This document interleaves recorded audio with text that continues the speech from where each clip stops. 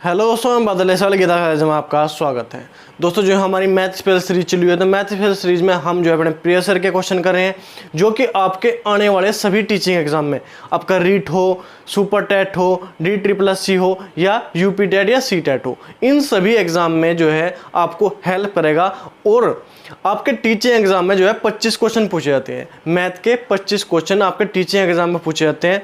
C TET UP TET में तो पूछे जाते हैं 30 क्वेश्चन, लेकिन टीचिंग एग्जाम में जो है हमारे वैकेंसी के एग्जाम में हमारे जो है 25 क्वेश्चन पूछे जाते हैं। तो इन 25 क्वेश्चन को आप जो है इस पूरी सीरीज को अगर रिवाइज कर लेते हैं तो आप आराम से जो है सोल्व कर लेंगे। तो देखते हैं आज का हमारा क्वेश्चन क्या है।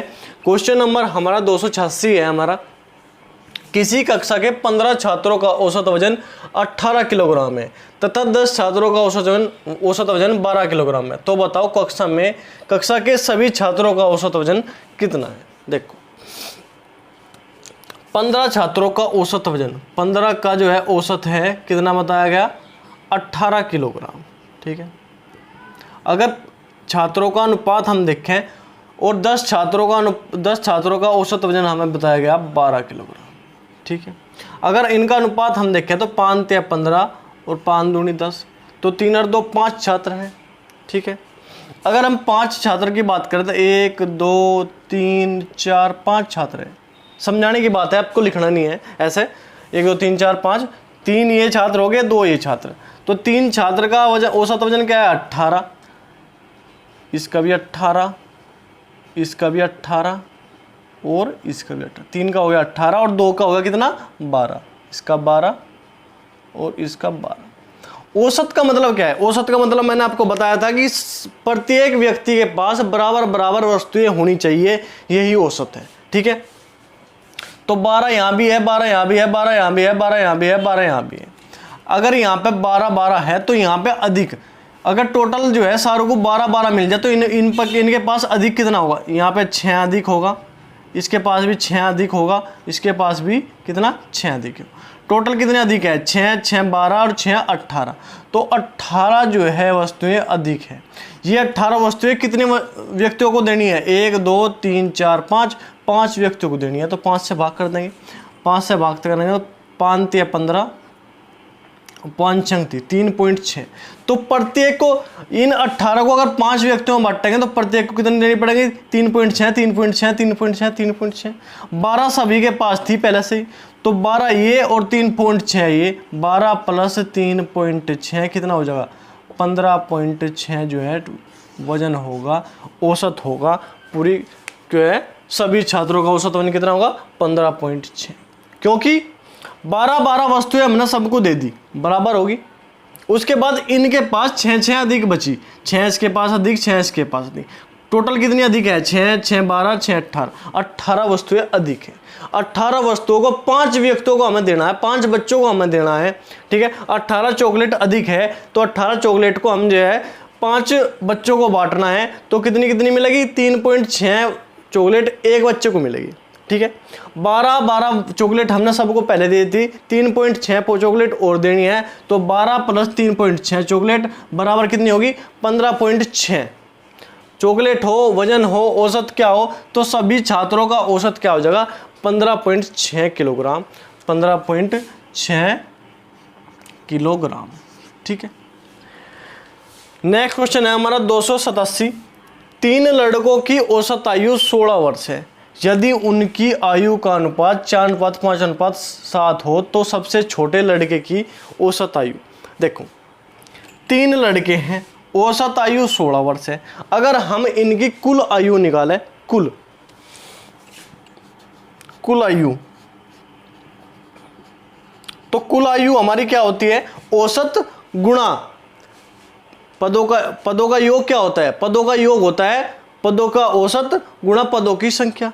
पदों का औसत कितना है 16, तो 16 पदों की संख्या कितनी है 3 छात्र हैं, 3 लड़के हैं, तो गुणा 3, 16 3 48। तो उनके 3 छात्रों का कुल जो हमारे जो है आयु है, कुल आयु हमारी क्या है 48। ठीक है, अब हमें जो है अनुपात दिया गया 4:5:7। मैंने आपको बताया था कुल के नीचे कुल लिखना है और जो निकालना है उसी से करनी है गुणा। तो 48 क्या है आयु का योग, आयु का कुल, और यहाँ पे अनुपात का कुल देखेंगे हम 4, 5 और 7, 4, 5, 7 है। अनुपात क्या है? 4:5:7। तो 7 और 5 12 और 4 16।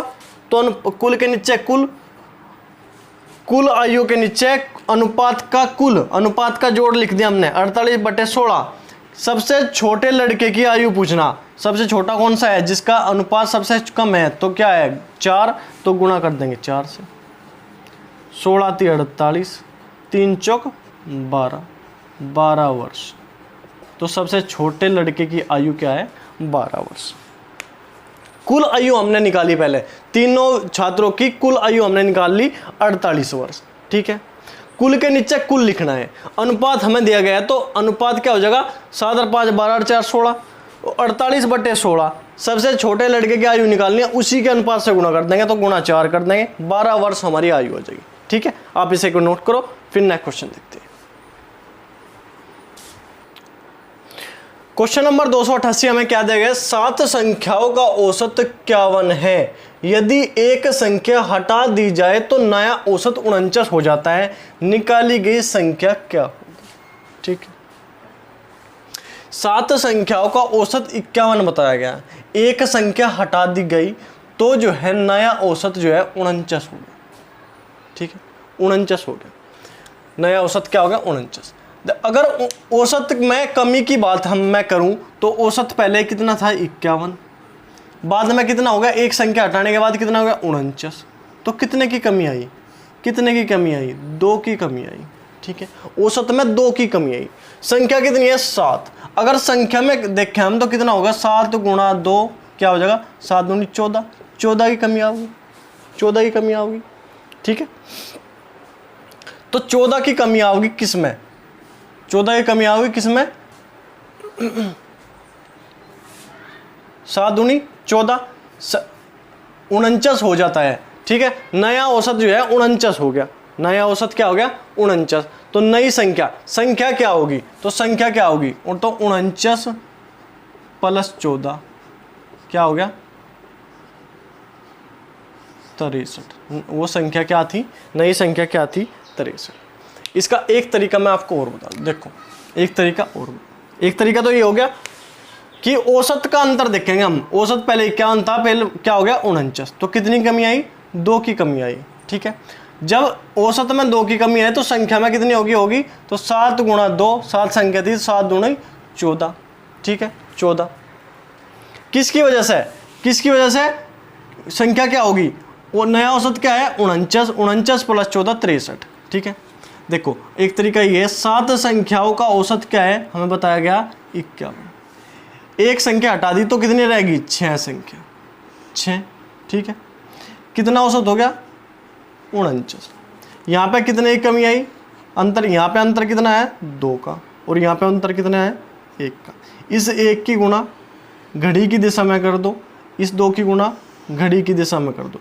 ये ऐसे जैसे की तरह घड़ी घूमती है। तो क्या होगा? 1 × 51 क्या आ गया? 51 + 2 × 12, तो क्या आ जाएगा? 63। हमारी संख्या आ जाएगी 63। बिल्कुल सिंपल। ये वाली ट्रिक जो है आप आराम से जो है किसी भी तरह आप अपना सको। इस वाले नेक्स्ट क्वेश्चन में भी हम देखेंगे इसे।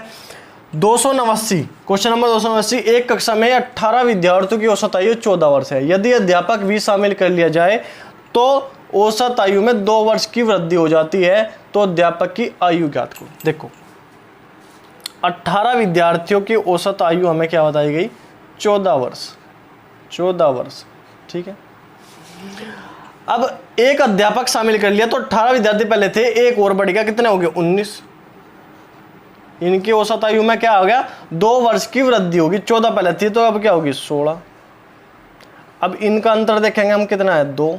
इनका अंतर हम देखेंगे कितना है? 1। तो ऐसी प्रकार करेंगे, घड़ी की दिशा में गुणा कर देंगे तो क्या आ गया? 14 ही कम 14 + 2 की गुणा 19 में करेंगे, 19 दूनी 38। ठीक है, 8 और 4 12 का 2 का हंसी लगी 1, 3 और 1 4 1 5। तो अध्यापक की आयु कितनी है? 52 वर्ष, 52 वर्ष। ये बहुत बेहतरीन तरीका है, बहुत बेहतरीन तरीका है कार्य करने का, इसको ऐसे क्वेश्चन करने का। आराम से आप जो है इस तरह क्वेश्चन कर सकते हो, ठीक है। 18 विद्यार्थियों की औसत आयु 14 वर्ष, एक अध्यापक और ले लिया तो 18 और 1 19 व्यक्ति हो गए। 19 व्यक्तियों की औसत 2 वर्ष की वृद्धि हो जाती है। 2 वर्ष की औसत में 2 वर्ष की वृद्धि हो, 14 पहले था, 2 वर्ष की वृद्धि हो गई, 16 हो गया, 19 व्यक्तियों का औसत क्या होगा 16। इन दोनों का अंतर, इन दोनों का अंतर, इनकी अंतर की गुणा घड़ी की दिशा में कर दो, घड़ी की दिशा में, इसकी गुणा यहाँ पे घड़ी की दिशा में, इसके अंतर की गुणा यहाँ पे, ठीक है। जैसे घड़ी चले ऐसे गुणा कर दो, दोनों को जोड़ देंगे, अध्यापक की आयु आ जाएगी 52 वर्ष, ठीक है। आप इसे नोट करो, फिर नेक्स्ट क्वेश्चन देखते हैं। क्वेश्चन नंबर 290 हमें क्या दिया गया, 10 व्यक्तियों का औसत वजन 2 किलोग्राम से बढ़ जाता है जब 60 किलोग्राम व्यक्ति के स्थान पर 60 किलोग्राम के व्यक्ति के स्थान पर नया व्यक्ति आ जाता है, तो नए व्यक्ति का वजन बताना है। देखो 2 किलोग्राम की वृद्धि हो जाती है औसत वजन में, औसत वजन में 2 किलोग्राम की वृद्धि हो जाती है। जब औसत में 2 किलोग्राम की वृद्धि हो जाएगी तो टोटल वृद्धि कितनी होगी, हमारे पास है 10 व्यक्ति, तो 10 व्यक्तियों में जब औसत में 2 किलोग्राम की वृद्धि हुई तो टोटल में हमारे पास कितनी हो जाएगी, 10 दूनी 20 वर्ष की वृद्धि, 20 वर्ष की वृद्धि हो जाएगी। क्यों? क्योंकि औसत में, औसत हमारा होता है कि प्रत्येक को बराबर बराबर वृद्धि, जब औसत में 2 वर्ष की वृद्धि कही तो प्रत्येक में 2-2 वर्ष की वृद्धि हो रही। हमारे पास है 10 व्यक्ति, तो 10 में प्रत्येक में जो है 2-2 वर्ष की वृद्धि होगी, तो कितनी हो जाएगी टोटल वृद्धि हमारे पास होगी 2 वर्ष की, सॉरी 20 वर्ष की टोटल वृद्धि होगी हमारे पास 20 वर्ष की। जब इतनी वृद्धि हमारे पास हो रही तो, और जब 60 किलोग्राम व्यक्ति के स्थान पर नया व्यक्ति आया, जब ये वृद्धि हुई तो नए व्यक्ति का वजन, नए व्यक्ति का वजन कितना होगा। पहला व्यक्ति कितना था 60 किलोग्राम का, अब हमारे पास कुल वृद्धि कितनी है 20, तो गुणा प्लस 20, तो क्या 60 और 20 80 किलोग्राम, 80 किलोग्राम। ये नया व्यक्ति जो है वो 80 किलोग्राम का है। बिल्कुल सिंपल क्वेश्चन था। इसी तरह जो है नए व्यक्ति, नया वस्तु जो आवे, तो इस तरह क्वेश्चन इसी प्रकार करने। हमें ये देखना कि औसत में वृद्धि कितनी है और कुल वृद्धि कितनी है, और जो नया व्यक्ति आया उसकी जो है उसका वजन जो होगा पुराने व्यक्ति में, उस जो है कुल वृद्धि को हम जोड़ देंगे, हमारे 80 किलोग्राम जो है उसका वजन आ जाएगा, ठीक है। तो क्वेश्चन आज के लिए इतना ही है।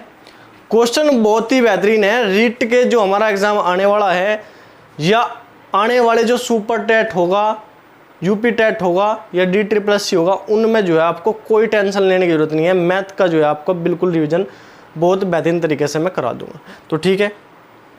अगर डिस्कशन आपको अच्छा लग रहा हो, वीडियो आपको अच्छी लग रही हो, समझ में आ रहा हो, तो वीडियो को लाइक करो, चैनल को सब्सक्राइब करो, और कमेंट करके जरूर बताया करो वीडियो आपको कैसी लग रही है या किस टॉपिक पे आपको वीडियो चाहिए, ये भी आप बता सकते हो। तो ठीक है, आज के लिए इतना ही। धन्यवाद। जय हिंद।